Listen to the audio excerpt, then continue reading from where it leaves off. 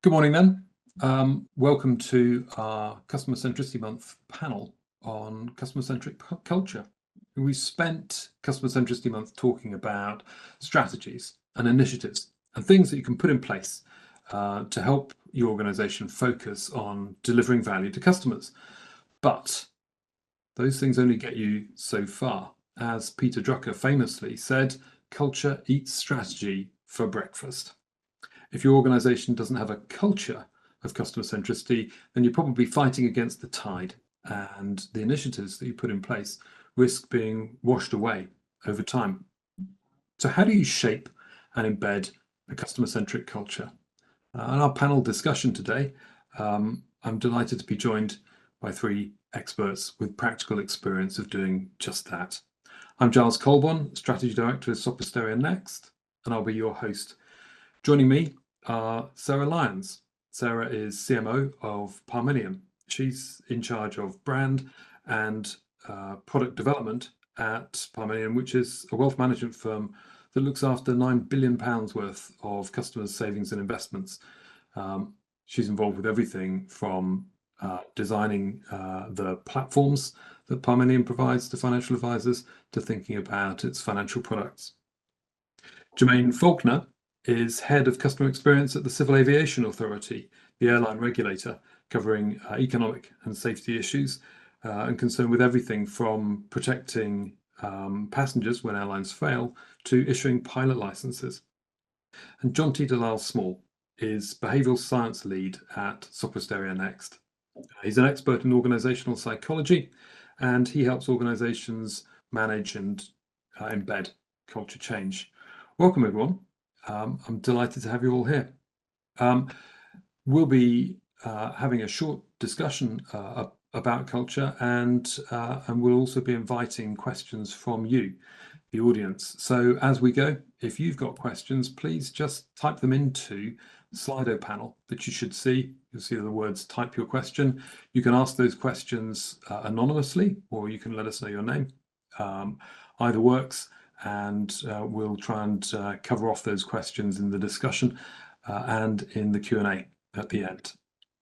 I guess the first question when we're thinking about culture change is, why should organizations care about creating a customer-focused culture?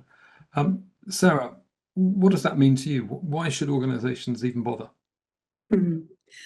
It's an interesting one, isn't it? We often talk in Parmenion about the fact that any successful business is balancing the needs of three key stakeholders, really. So we have our shareholders, we have our colleagues, our employees, and we have our customers. And the most successful businesses balance those three things really, really well. But unfortunately, what can often happen is it tilts often in favour of the shareholder in terms of drive, priorities, focus. And what that means from a business perspective, and what I've seen and experienced, is that that can impact your culture and the motivation of your people. And that then has a direct line through to their productivity, their loyalty, their engagement. And overall, over time, you drift away from being close to your customers, and in my experience, your work becomes less meaningful. So I think keeping a customer at the heart of what you do and your decision making, while balancing the needs of your colleagues and your shareholders, leads to a more pleasant work environment where people are working, they feel like they're working together for something good, and therefore your motivation and employee engagement extends beyond the task and the pay packet. And I think that's really important for any business. And so that's fundamental. You're saying that it actually affects the fundamental performance of the business. People just don't turn up for work if they're not in a customer-centered culture. Is that right? I think people turn up, but they tick a task list rather than engaging in their work and trying to drive improvements and make our business a better place. So that empowerment and ownership can sometimes be missing if the stakeholder becomes too loud in the internal narrative. So it's about the energy levels in the organisation. Yeah. Brilliant. Jermaine, I wonder from your point of view, what happens when organisations don't have or lose that customer focus? Yeah, it's interesting. So the Civil Aviation Authority is a regulator. So we sit on slightly the other side of the fence, really, in the sense that we're part or an arm's length body of the Department for Transport. And people then perceive that, well, because we're a monopoly and because we are delivering services on behalf of Department for Transport, then customer experience and customer centricity isn't that important. People don't have a choice as to where they go. They just have to put up and deal with the service that they're given. And I fundamentally disagree with that. I think as a regulator, and we're part of that user pays model, we've got a real obligation to deliver a really good experience to people that use our services. In fact, we've got more of an obligation of that because people don't have a choice but to use our services. And so we really need to demonstrate that we are focused on what they need and understand what they're trying to achieve. And we do that in the most efficient and effective way and minimize the pain points that they experience in trying to use our services. So in terms of that customer centric culture, from a CAA perspective, it is very important that we don't lose sight of what people come to us for, which actually is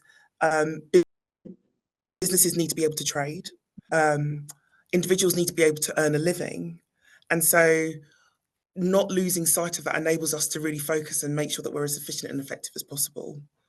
So it matters even if people have no choice, even if your customers are expected to use your service. And I think that's interesting. It's like you're talking from the point of view of CAA as a regulatory authority.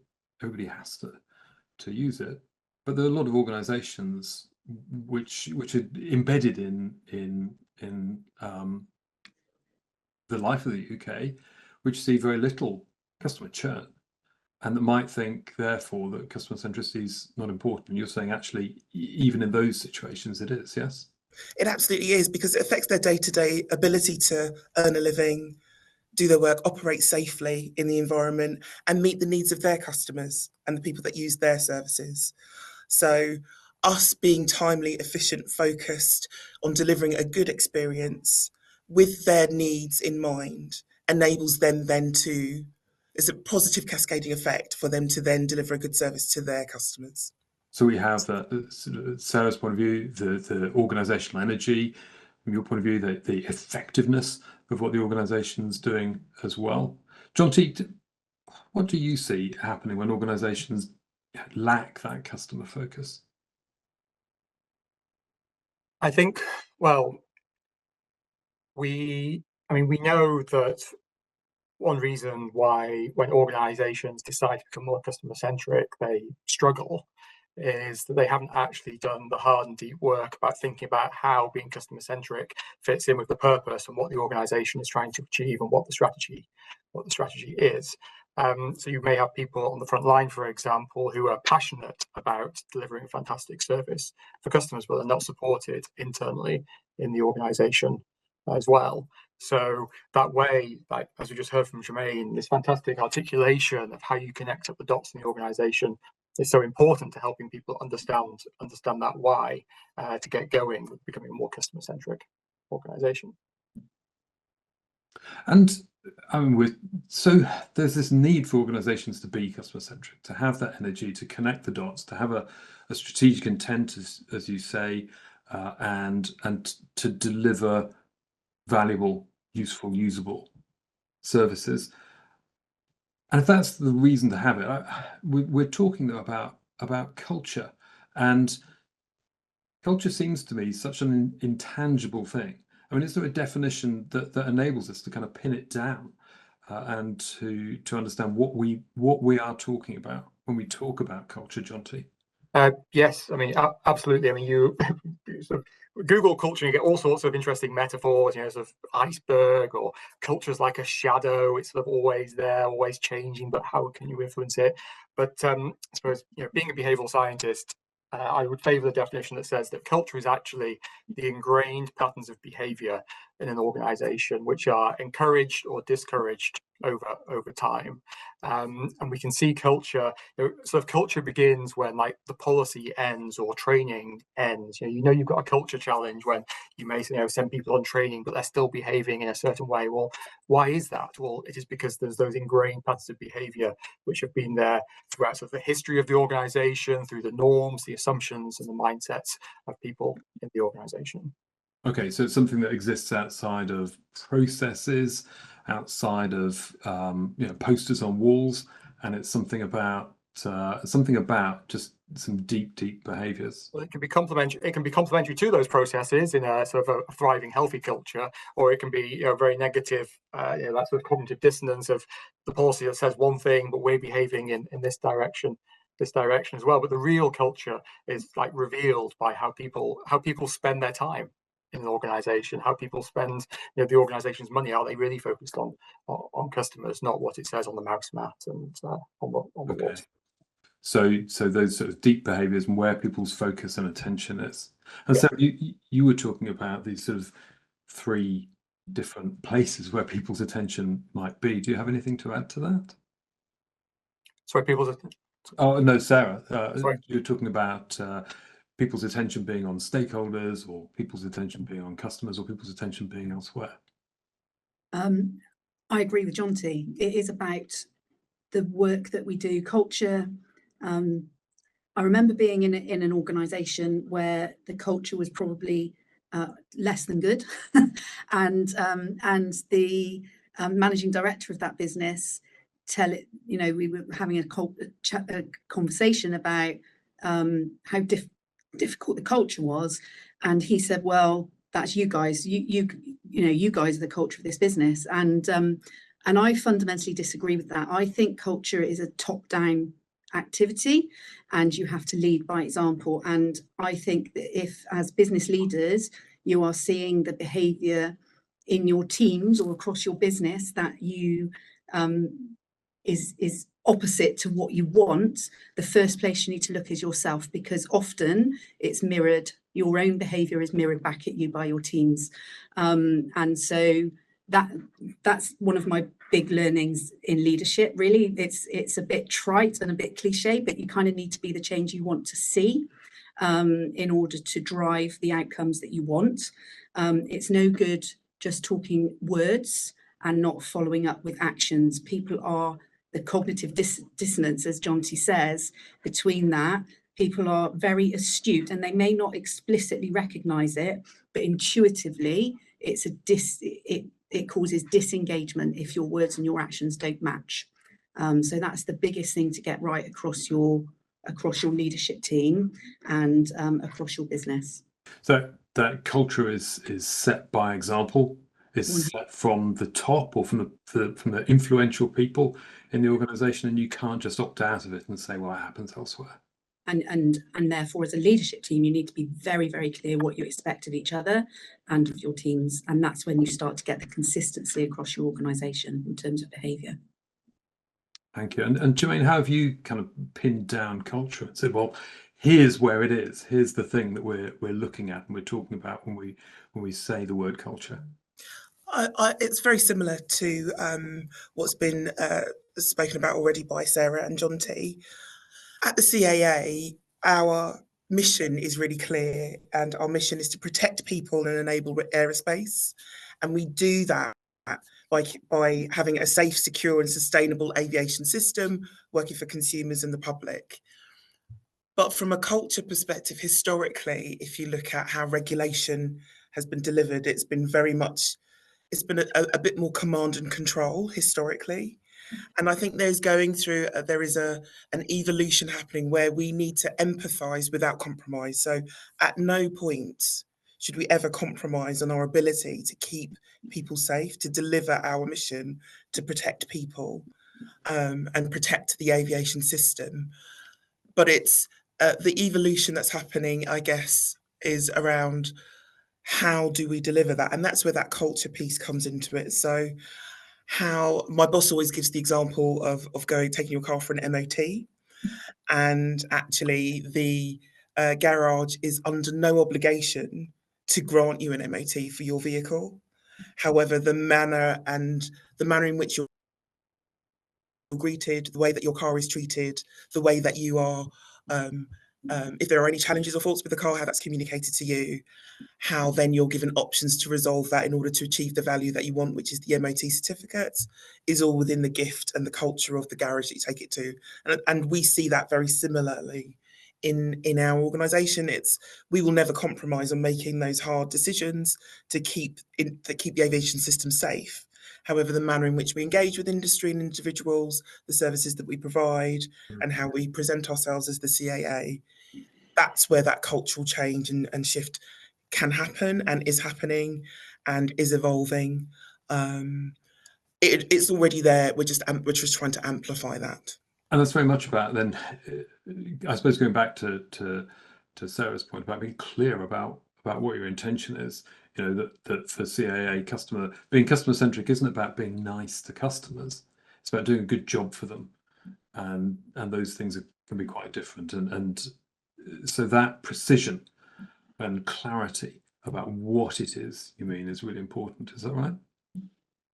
Absolutely, absolutely. And that's one of the key things that you need to think about and yeah, get leadership to agree to. What's our vision? Where are we trying to get to? And then what do we coalesce around as an organisation, and how do we then break that down and cascade that through leadership down into teams, and also be the change that you want to see? Yeah. And so how do you know that you're getting there? I mean, when you make that change, you know, what is the feeling, the evidence that okay, something's happening? And Sarah, you spoke about working in an organisation that maybe wasn't so customer centric, and then being deliberate about that change. Tell us more about, you know, how that manifests itself. It's organic, but you know, I'm a pragmatist at heart. So what practical things have we done to try and drive the focus that we want? Defining who your customer is a really important one, and it sounds so obvious, but actually is quite a, once you start to scratch at it in many organisations, is quite a complicated question. So having a common agreement of who your customer is key, and then making sure that you understand what those customer needs are, and I'll kind of come on to that in a minute, and then reflect your metrics in your organisation, your performance indicators. Make sure that your metrics are outside in and not inside out. So too often in businesses, we measure how long it takes us to do a process. We measure efficiency measures, which are very internal measures, and we don't measure experience. And only by measuring the experience and driving the improvements to the experience, i.e. what the customer sees and feels, do you really start to get the ownership across your teams, because they can draw a line between what they are doing every day and the impact that they're having. And that in itself is quite a motivational cycle. So you're saying one of the ways of bringing that to life is getting people to focus on the customer's experience of business efficiency. This process is efficient because it's efficient for us and the customer together, rather than just the internal view of whether something is efficient. If I give you a real life example. Thank you.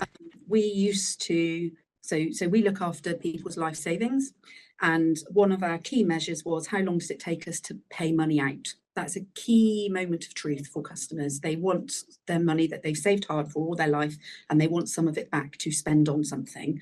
And we used to measure that in the number of days from when we received an accurate instruction. So there was some process to the left of that, to when the money left us, right? Not when the customer asked us, the point that the customer asked us, to the moment it was received. And those two endpoints are really important because the customer doesn't really care about the shenanigans that goes on in the middle. What they care about is that they asked for it on day X and they received it on day Y. And we were only measuring our bit of that process, if you like. And actually, by trying to encourage a different mindset in how we measure that, we are driving improvements in that end-to-end process, and we're knocking up to 50% off the time it takes simply because of that switch in focus. Okay. So outside-in measurement is really important. Yeah. Can I just ask, how do you then, I'm just curious, how you then tie that back to the internal sort of colleague experience and employee experience as well? Because I absolutely agree, it's vitally important to bring in that perspective of the customer, sort of journey mapping, all of the fantastic stuff that we do as designers. But what I see often is organizations then anchoring not too much on the customer. You could never anchor too much on the customer, but almost not joining it up with the internal experience. A few months ago, we saw a digital strategy and all the metrics were purely about the customer, and there was nothing about how actually by having happy colleagues you will get happy customers. So how do you connect up the dots when you bring those metrics in to show it's actually good for colleagues as well? That's a very good question. And if I'm really honest, we're probably not very explicit about that. But what I see in terms of the outcome is that fundamentally people want to come to work to do a good job, right? I don't believe that people don't want that generally. So by coming to work and doing a good job, if people feel like they're making a difference in a real world sense, not just I've knocked 10 minutes off this process, right?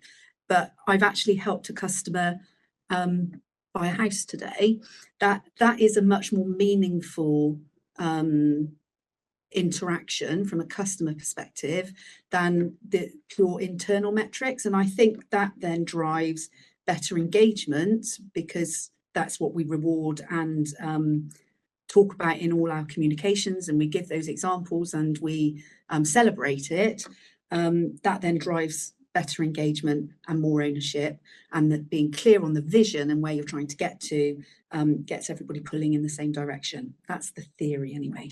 Yeah. And it sounds like you're choosing metrics to shape employee behavior and to shape the way that colleagues are thinking about their job. Is that right?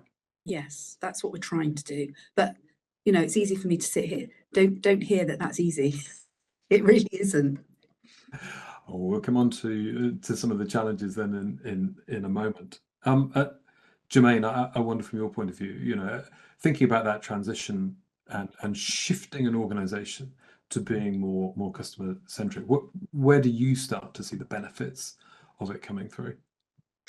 So it's interesting line of discussion here, because one of the benefits that we're seeing is that we're having better conversations internally, and coming back to that point around not just with our customers through user research and really trying to understand what they need, but with our colleagues as well, and understanding what they need to deliver a good experience to customers and users, and the pain points that they're experiencing. So we're asking the same questions of our colleagues as we are of our customers, because again, as mentioned before, you need to have that line of sight between what we're doing. There is a clear line of sight between what we're doing and the happiness of colleagues here at the CAA, and their ability then to deliver a good customer experience. And sometimes when it's challenging, and feeling enthused and enjoying working here, understanding how they contribute to the vision, and understanding then how what they do impacts our ability to be successful. And the other, so that's one thing, having better conversations, we're seeing that coming through. We have a regular colleague survey that's run annually, and that historically has looked at more traditional dimensions, and we're starting to pull in to that colleague survey. How well does the organization deliver change? Does it cause you additional stress and anxiety? Does it impact your ability to do your job well? So there is another kind of a benefit that's coming through is the way that we're thinking about colleagues and what we're asking them as part of more formal, regular surveys is enabling us to baseline and understand and improve the conversations that we're having as well around how your role impacts on our ability to deliver good customer experiences, and how the importance of focusing on the tools and techniques and the support mechanisms in place that we provide enables them to do their job well and therefore give them colleague satisfaction. Okay, so that's sort of management as an enabler for the organisation. That's a big theme that's coming back, and also you're kind of harking back to something you were saying earlier about lining up people's work with an organisational purpose. Yes. Indeed, and when we're thinking about that from a culture perspective, I think that I believe that that's really quite important. So understanding and truly believing in the purpose in which you come to work for and what you're trying to achieve and deliver. I think it does, certainly for me and certainly for people that I've spoken to, it does then impact how you present yourself and how you share those rituals and stories with other colleagues, which then in turns start to impact and influence the kind of the more informal culture that's going through the organisation. And John, to you're making that point about that the employee experience seems to be almost as important in creating culture as the customer experience.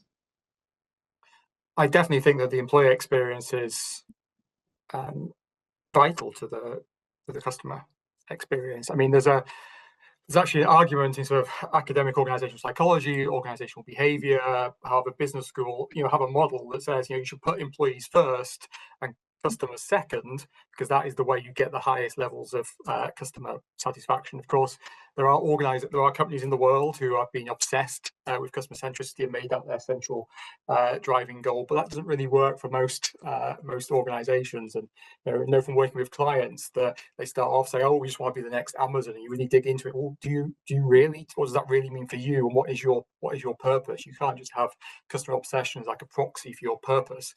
Often the people in these organizations are motivated by very different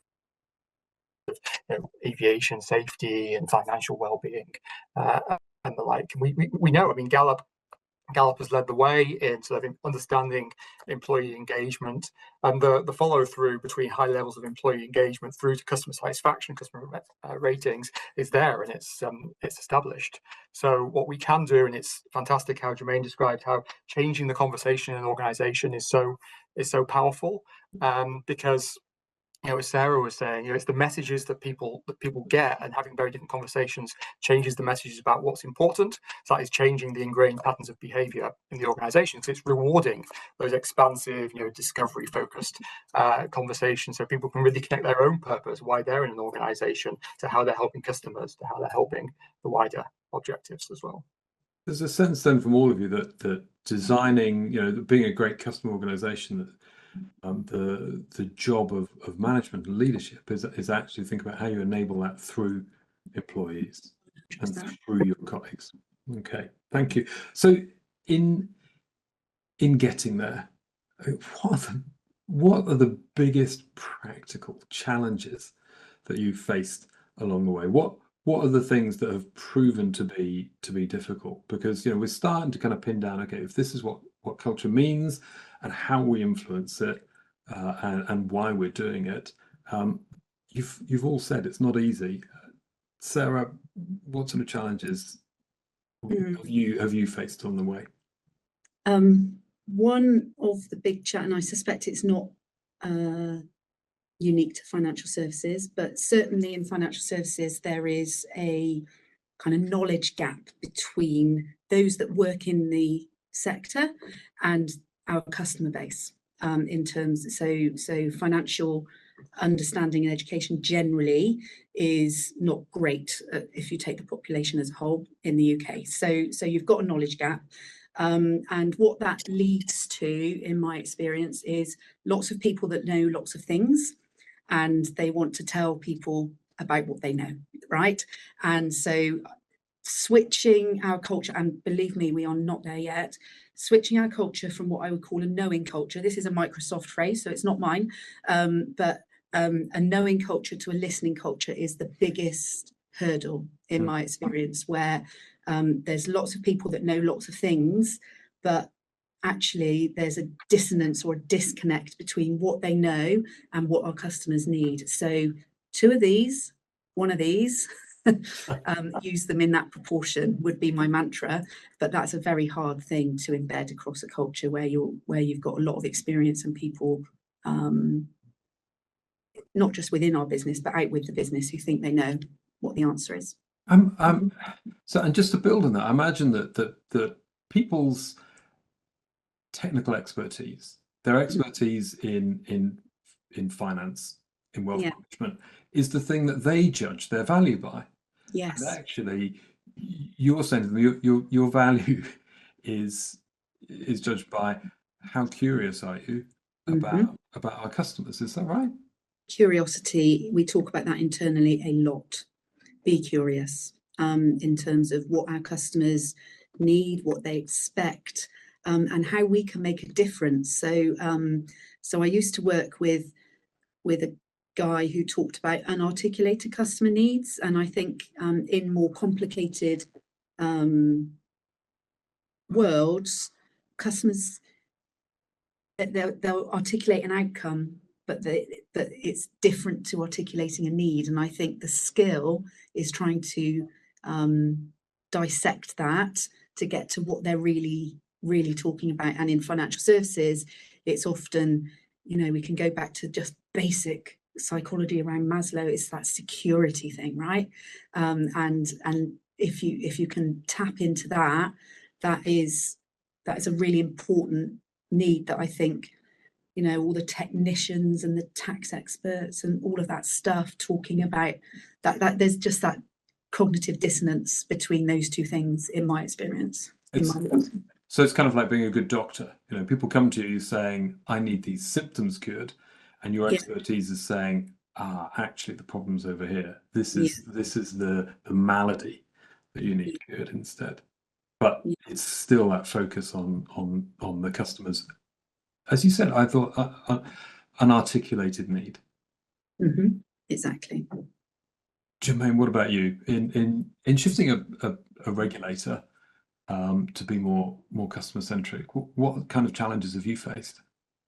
Yeah, so one of the first challenges was, what are we trying to move to? There is a recognition and an acceptance that we're not Amazon, we're not John Lewis.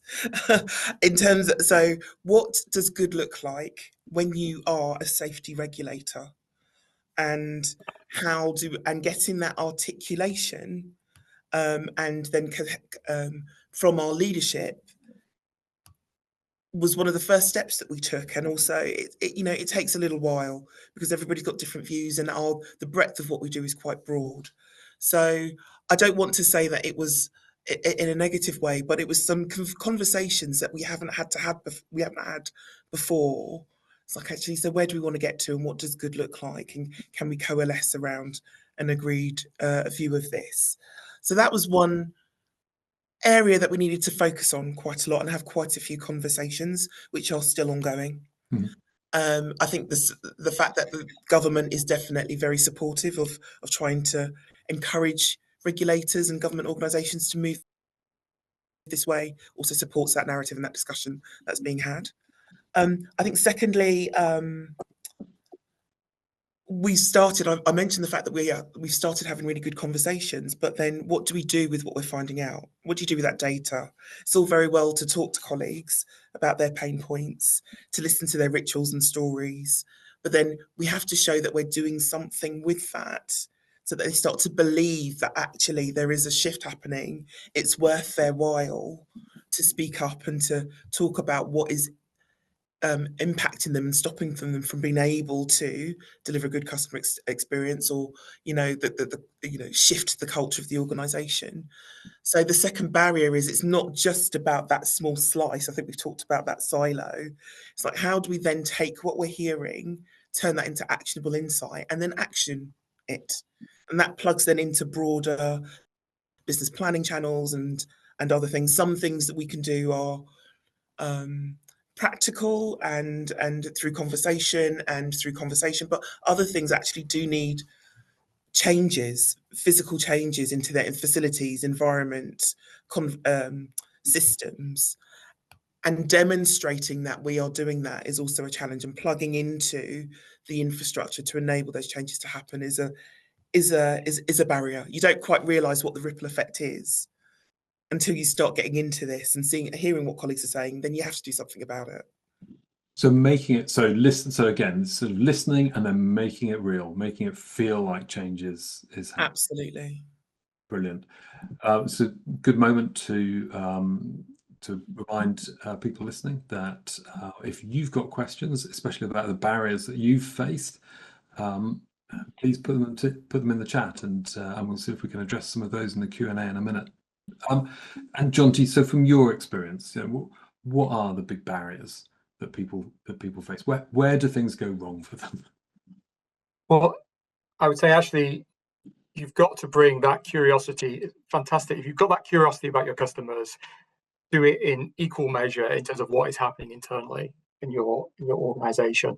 Really listening to people, and where you find that resistance, really understand it, dig into it, because just as we try and stand in customer shoes and we empathize, we can't take people with us in the organization unless we really understand what's going on for them. So give people, often the barrier is that people may get messages in a top-down way, but you're not actually doing the complementary bottom-up engagement as well, to the extent to which you might, and which you're really going to need to actually sustain this culture change as well. So understand that resistance, understand those tensions, because it's the old expression, it's not the mouth it comes out of, it's the head it goes into, in terms of the change messages that are coming. What are people saying to each other in the smoking sheds, at the the water coolers, wherever, what are they really saying about it? And then give people time to do that as well, because often change does feel like a marathon, and just as in the marathon you have your elite runners who get to the front and the CEO is there and they think the change is over. There are so many others, the fun runners in the marathon who are still coming in a day later, but are actually there and fully they're as committed as anyone else. They may just take longer to get there. So the barrier is actually not giving people the chance, the time and the space to explore it, to sort of have those conversations, to explore it together with a real discovery mindset, because people are very easily tipped into a defensive mindset. They don't automatically connect with the change that's being introduced. And I think building on Sarah's point, people just we all have multiple very fixed identities that we carry around with us, which shapes how we see the world and how we engage with things. And if your identity is as an expert, or people are experts, not just people who have PhDs, for example, but doing work at the moment. People in a back office who they're really focused on the customer and good customer outcomes, but at the same time they're really proud of the laborious workarounds that they have to do with paper to get to those customer outcomes.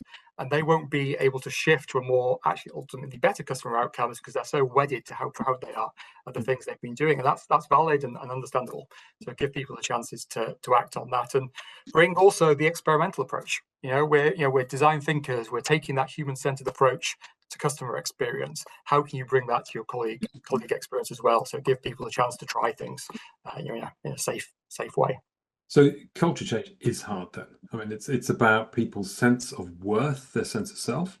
It's about engaging people from the top and making sure that leadership sends out the right signals. And it's about making sure that you're listening to everybody and bringing everybody into the conversation. It's a complete programming, and with such a breadth of things to do, where do you even start? I mean, how do you know where to begin with culture change?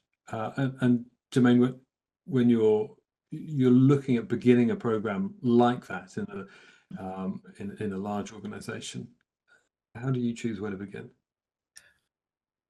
I think in traditional projects you start with a kind of a problem statement, don't you? And I believe in that, but in a culture appropriate way. So I'm quite a fan of data, as much as I'm a fan of the good conversations and engagement. I'm also definitely a fan of data. So maybe one of the places that I started was understanding where there are current pain points for customers. So what are the complaints that are coming in? What are the challenges customers are having in engaging with us? And equally then talking to colleagues, it's like, well, what are the pain points? And in then delivering that service and collating that data. Because I don't know about for others, but certainly being able to provide evidence, not just a viewpoint, but actual evidence that we're not focused enough on customer need and customer value and delivering value. We're not focused enough on enabling our colleagues to deliver a good service, and that is in turn impacting those that use our services. And being able to evidence that through complaints, through feedback, through emails that we've got, at least starts to open the door.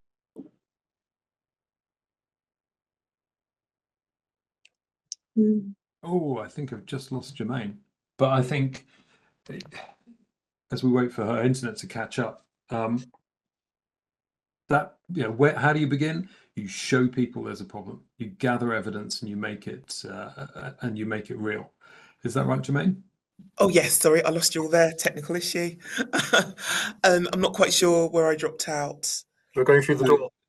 You were just saying that where do you begin? You begin by showing people there's a problem, by gathering evidence, by gathering data, by making that problem real. Making it real, absolutely right. So that's from a leadership perspective, absolutely. And then also capturing what colleagues are saying and demonstrating that there is follow through. Also, and it starts to bring that goodwill from that bottom up perspective that Jonty was talking about earlier. You are heard, you are valued. Your perspective is, we do want to know your perspective, and we're going to do something about that. So you're engaging people by showing you're listening. Absolutely. Yeah. Sarah, what about you? Where do you begin? Which thread do you pull at to kind of unravel the knot of culture? I'm not dissimilar to Jermaine, really. I think it has to be more than an initiative, right? This is about how we run our business, and it's about what we expect of our colleagues and what outcomes we want to deliver. So I also start with data and embedding those metrics across our organisation that are really accessible and understandable, so that you get ownership of it. I think is important. And I think, you know, to pick up on the internal point, in previous businesses I've worked in, the employee survey tended to be once a year. We run ours 4 times a year in our business, and we encourage our leaders to have open conversations about those survey results every quarter. We read them all at the executive team. We read every single comment, we look at all the results, and we communicate the changes that we're making off the back of it. So making it feel real is really, really important. I would add that those metrics don't have to be big research programs, right? It doesn't have to be kind of, you know, that there is a risk of doing kind of research. It sometimes sits on the side and is all very interesting, but isn't necessarily very actionable, or you know, it's positioned at a more strategic level. Whereas, you know, we've all got data points at our fingertips. Complaints, Jermaine's mentioned, social media, Trustpilot. We have our own customer panel that our employees engage with. So getting that kind of thinking embedded across your teams through the use of quite simple data, but making that data accessible, is part of that drives some ownership, in my experience, which is what you need. So not just finding data, but having, you know, doing that at pace, making sure you find data that's available or data that's quick and easy to gather, and demonstrating the problem as soon as possible means you can get to work. And act on it. Jonty, do you have anything to add? I mean, where when you're designing a culture change program, where do you begin? Well, as we started at the top by saying, you know, often culture change programs fail when you don't have that clear line of sight to the performance and the vision and the other impact that you want to have. So taking it as read that you've got that, and you've done that hard work, and it makes sense for the organisation. So the next pitfall is, as the colleagues have just been explaining, that you don't have valid data to actually start to change the things that you need to change. So I wholeheartedly agree with that. I would just also keep banging the drum for qualitative insights alongside the quantitative as well. Just as we listen to customers, we listen to colleagues, what the themes are coming out, what the stories that are being told in the organisation, the rituals, all those aspects of culture as well. But there's a bit of a caveat in terms of that sort of valid data for diagnosis, which is don't try and overthink it either, because culture is always shifting. You might never going to get to that perfect nirvana. Start doing things. That's the third thing in terms of overcoming the pitfalls. How do you know where to start? I always encourage leadership teams to think about what are the key behaviours, what are the behaviours that would really unlock the culture that you want for the outcomes that you need, and try and get to 2 or 3, 4 maximum key behaviours. But if everyone across the organisation exhibited those behaviours day in day out, would really elevate the performance. They might be things, ideally there should be things that some people are already doing to build on those bright spots in the organisation, because culture is overwhelming. It's hard. It feels intangible. It's the soft, fluffy stuff. No, it's not. It actually comes down to the tangible behaviours. What do you need your people to do to better serve customers, to be more customer centric? And that is how it's ironic, but the way in which you change behaviour is actually by getting people to act differently. People don't behave differently by being told to act differently. They actually start experimenting. So do everything you can to model the right behaviours as a leadership team, but create a really supportive environment for people to explore for themselves, figure out what it means for them to change their identities and act differently for better customer outcomes. Oh, that sounds like amazing advice. So first of all, that go back to basics. What is your intention, and make sure you've got that strategy straight. As you said, do the hard work before you begin to understand exactly what is it that we're talking about. Then, as I think you've all spoken about, that need for evidence, and that evidence is data, but that evidence is also story. Engage people's heads and their hearts, in other words, and then understand those leverage points. Is that right? And where are what are the behaviours that would really start to shift things? Before we go on then to what success looks like for you in the long term, we've had some terrific questions in from the people listening in, and so I just wanted to turn to some of those. We've spoken about that top-down approach to culture, and one of the questions we've been asked is, do you need your CEO to buy into a customer-centric organisation, and what happens when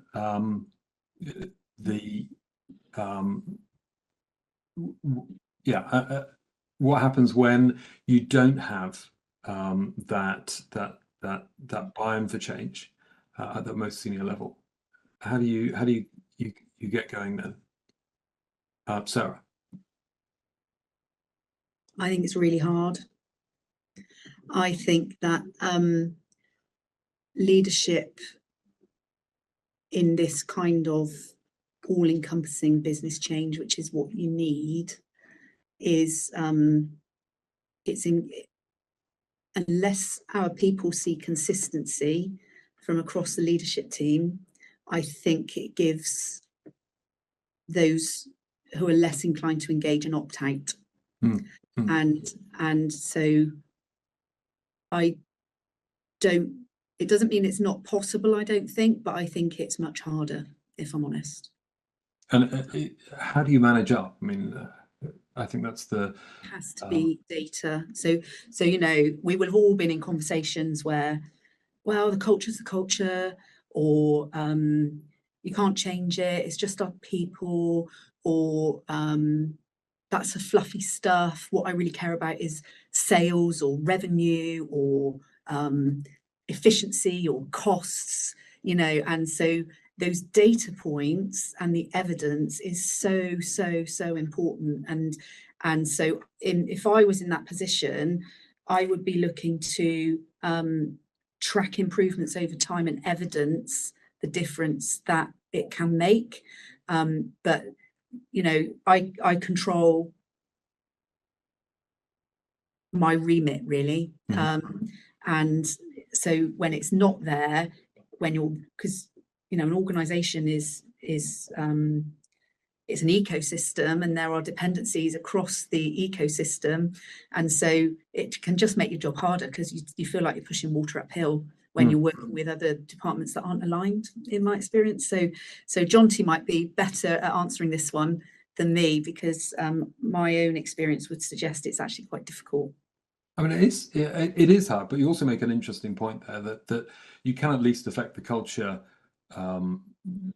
within your department, within your team, within your immediate reach, and large organizations are made up of microcultures. Yeah, well. So that is also true. And I'm a great believer in providing my team with psychological safety. I think that drives productivity and better outcomes. So creating an environment where everyone can be open with each other, suggest the wild and wonderful, consider things that perhaps are a little bit off the wall, I think is really important. And not being scared of failure is really important as well. So you need that. You need that psychological safety in order to change. But Jonty, let's turn to you then. Thinking about how you manage up, how you influence people to adopt a cultural change, who may be more senior, who may have a wider remit. Okay, I'll make it snappy because we're running out of time. I wholeheartedly agree with Sarah in terms of it's fantastic psychology to engage with people in a way that makes sense for them. Yeah, CEOs, they like data, many of them have been financial directors before. How are they going to see the bottom line? All of that. So definitely sort of build your case in that way, and think about what are the messages that are going to resonate to them. How can you make it's sort of interdependence of success together, be useful in that way. The other point I'd add to that, though, is that I think influencing up is the same way actually you influence anyone across the organization, which is actually about, as I said before, people don't think differently by being told to think differently. So yes, marshal your evidence, your facts to the CEO, but don't expect them to start thinking differently just on the basis of that. Actually, give them a chance to behave differently as well. Give them a chance to be exposed to customer research, for example, to listen in to user research, for example, sort of our bread and butter. So that exposing people to those insights to really hear it. Sometimes we do, slightly outlandish things like, unconferences, things without an agenda, where people are just talking about what's happening for customers. And I've seen CEOs come into those events all quite stuffy and buttoned up, and then really get into it and into the conversations. So they get a chance to act differently, and then they start championing it internally. So they need to go on their own change curve, as it were. So be mindful of the process of where they are. If they're resistant, then try and understand it. Take that curiosity and listening to what they're saying. Try and influence in that way. They need to go on their change curve. I think that sounds so important. That instead of thinking about it as influencing people, think about it as letting them own the change. That create a supportive environment for them to become customer centric as well. Yeah. Lovely. Jermaine, do you have any advice on managing up? Yeah, I agree with everything that's been talked about up until this point. The other advice I would have is to try and anchor it to something that already exists. Yeah.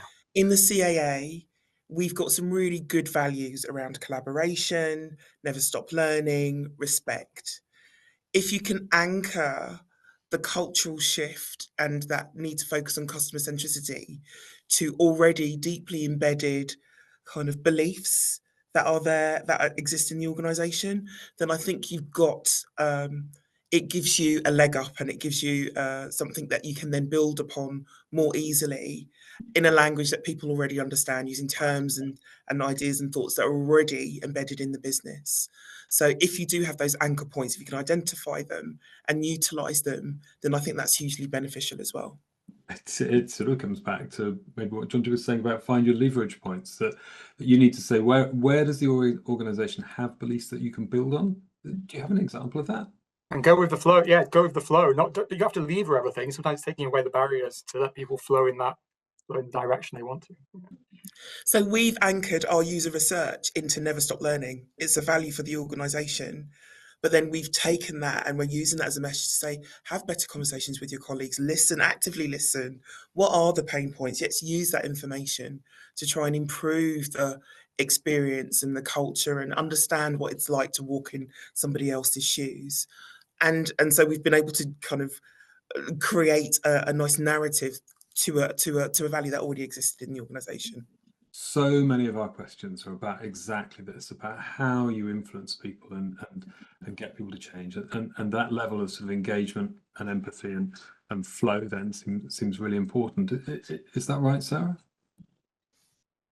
It is. It is. I like the point about anchoring it on something that we already have. One of our values at Parmenion is making tomorrow better than today, and you can get an awful lot of leverage out of that in terms of the employee experience and the customer experience. So yeah, I would agree. And it makes it safe to change as well. Yes. Yeah. We are almost done. We've had lots of great questions in the chat, and I think what we may need to do is just create a document and summarize those. And so if you would, I'd love to share that with you three, and maybe we can post some of those key questions along with the video. But I just want to say thank you. Thank you for a fascinating chat. Thank you for sharing your experiences of the ups and downs and the reasons for culture change. I wonder if I can just get in 10 seconds for you. What are your biggest hopes then for culture change in the future? Where do you think customer-centric culture change could take you in your organizations, Sarah, Jermaine, or in the clients that you're trying to serve, Jonty? And let's start with Jermaine. Biggest hopes for the future around customer-centric culture? I hope that we can get our colleagues to a point where they really do understand how important they are in delivering the CAA vision. And actually, if we can get that to a point that they truly believe it and they enjoy coming into work because it gives them a sense of purpose, then I feel that's really successful, not just for me from a customer experience perspective, but also for the people that use our services and the people that we need to keep safe. So that's my hope. Thank you. Sarah? Not dissimilar. I love it, and we have pockets of it in our organisation, but it's not consistent, where you see teams of people spotting a problem and taking ownership of that and delivering. It doesn't have to be huge change, tweaking processes to make things a bit better for our customers, and just feeling free and empowered to do that without having to get permission or a project signed off or budget allocated. So that frontline empowerment, our frontline teams are one of our most valuable sources of insight in terms of what our customers need and expect from us. So use them and empower them to do what they think is right. Lovely. And somebody once said, I once asked somebody, how do you manage change at scale? And they said, well, it's through lots of small changes. So devolving change is a way to accelerate change across scale. Lovely. Jonty, what are your hopes for the work that you do with customers, with clients, and helping them to become more customer centric? I suppose my hope is that fewer people of influence in organisations who sort of are passionate about this actually have fewer fears about starting and doing it, because it's the first step can be the hardest, of course, but as soon as you start to see people, people go very quickly from saying, oh, we don't really have customers, it's not really what we do here, to what, actually I've put into my performance objectives, and we're really behind this, and we're now listening, and this is how we're going to get behind it. So helping people be in that discovery mindset, because people do see it as scary and as a threat, and they need to be defensive, but there are quite practical ways to help people behave differently, think differently, and get going with this. Fantastic. And so we're back again to the energy that exists within an organization, and that feels like a great place to land. Thank you, everybody. Thank you to our audience too for some terrific questions and great engagement. And thank you all for your insights. This brings Customer Centricity Month to a close for 2024. We'll look forward to seeing you in the future versions of Customer Centricity Month.